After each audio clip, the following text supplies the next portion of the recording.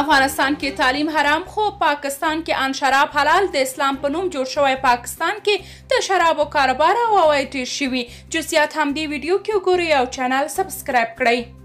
پاکستان چې د 40 کلونو راهیسې په بیلابیلو ټاپو او د اسلام څخه په غلطه ګټه اخیستنې افغانستان وران کړی، خو خپل هیواد کې بیا هیرامندي او د شرابو کاروبار روا دی او حکومت ترې ټیکس اخلي. په پاکستان کې د دغه هیواد د شرابو د سترې فابریکې مری بریوري عواید د وروستي یو کال په ترڅ کې د وړم کال په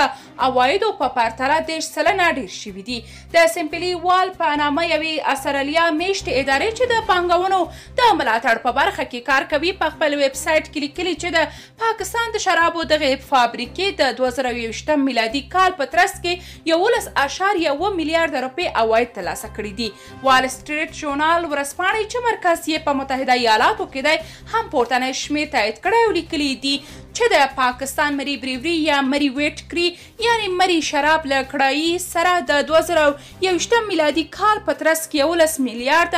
680 میلیونه روپۍ ګټلي دي. تر دې یو کال مخکې د 2020 میلادي کال په ترڅ کې مری بریوري فابریکې 8.990 میلیارډ روپۍ ګټلې وې چې له هغه د مخکې 2019 کال په پرتله 11 سلنه کمې وې، ځکه په 2019 میلادي کال کې 10.121 میلیارډ روپۍ ګټه کړې وه. د جرمني DW یا ډیویچه ویله خبري ادارې د تیر کال د اپریل په 22 په یو راپور کې ویل چې په پاکستان کې د شرابو قیمتونه لوړ شوي او علت یې د کرونا ناروغۍ د خپرېدا له امله د خلکو د آرامۍ لپاره د شرابو د څښلو زیاتوالی ښودلی و. د پاکستان اکسپریس تریبیون ورځپاڼې چې مرکز یې د دغه هیواد په کراچۍ ښار کې دی د 2014 دسمبر په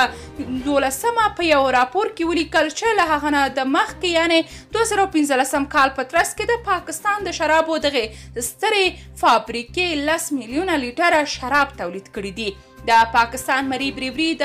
شرابو فابریکه چې په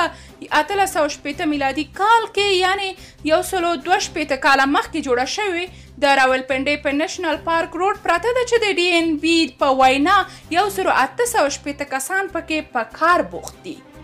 درنو لیدونکو، تاسو که د دې موضوع په اړه کوم نظر لرئ کومنټ کې شریک او چینل سبسکرایب کړئ.